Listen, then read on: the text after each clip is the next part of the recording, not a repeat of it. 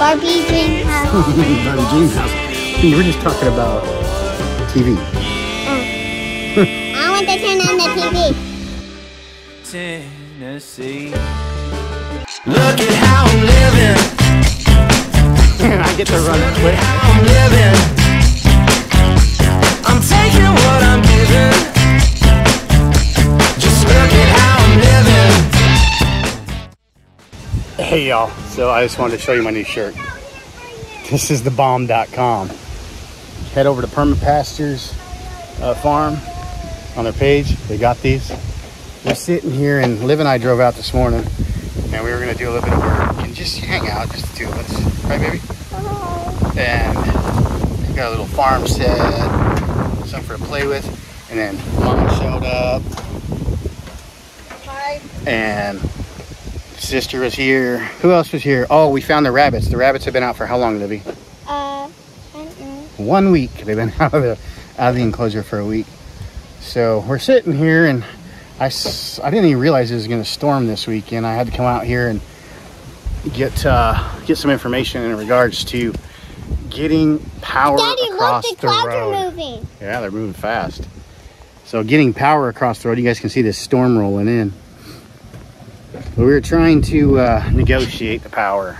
It's been an ongoing process for the last year to get me some grid tie power. We don't have TV or power. Sorry. We got solar. You don't need air conditioner. We can leave the door. So 2 months we've got a trailer dropping. Daddy, Bye, Mommy. Bye, I'll be right back. Libby, stop interrupting Daddy. And so we've got Libby. You tell the people what you want. I want a Barbie dream house. Barbie dream house. You were just talking about TV. Oh. I want to turn on the TV. Boom, boom, boom.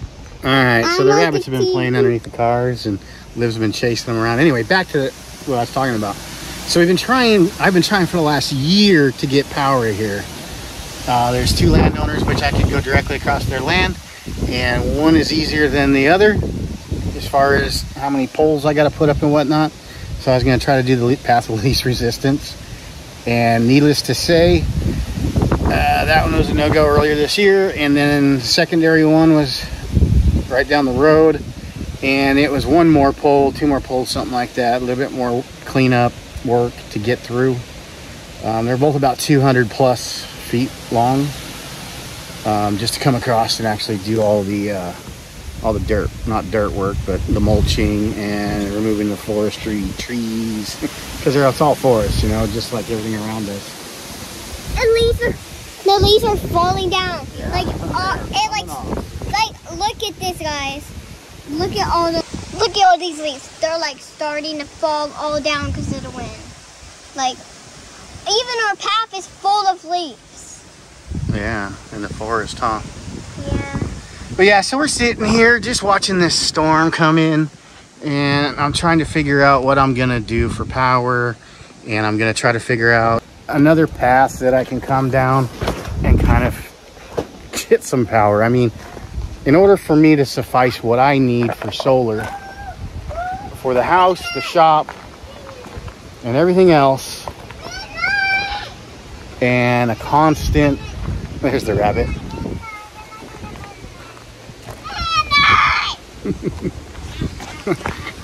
He keeps running away from her. That's one of the two. We let the second one out apparently on purpose, but because they're homeboys. But I'm trying to get enough power, and that power, it needs to be, you know, I'm looking at pulling in, you know, 55 plus kWh, which is 55,000 kilowatt hours a day. That's a lot of power. My current battery bank is only at 30 kW, so theoretically I could run right now for half of what I need, a little bit more than half. So that's where that's sitting at. So, and that's the low end at 55. I'm probably going to need more like 75 to 100.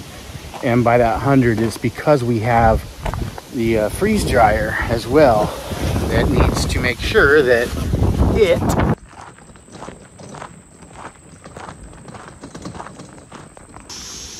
So it's 75 to 100 kilowatts an hour. Just kidding, that's a day. 55,000 a day. That's a lot. So with that being said, I need to figure out. Oh, look, RT's ball. Huh. RT lives up the road until we get out here. So I've got this opened up right now, and I've even got it string lined. Trying to figure out my elevations, figure out how much dirt I'm gonna have to pull in here to put a 70 by 32 foot RV, or not a home on here. And then to get my septic to go down this little hill into the pasture. Little pasture. Backyard? But that's what we've got to do to get that in here. And so I've got all these things going on. I'm feeling much better these days. A lot more energy, but it's been hot. It's actually beautiful out right now. It's been hot all day. It was like 95. And oh my gosh, there's... Saw him, Liv. Oreo's underneath the trailer. Now Oreo's underneath the front of the trailer. What? Oreo's underneath the trailer. Underneath the trailer? Another trailer, the big trailer. The big ginormous blue last. Yeah, we just caught him. What? We just caught him. How? I just saw him. Did you just get him? Me and everyone on Facebook, on YouTube. There he is. Where? Midnight's right there too. Midnight? Where's Midnight at? What?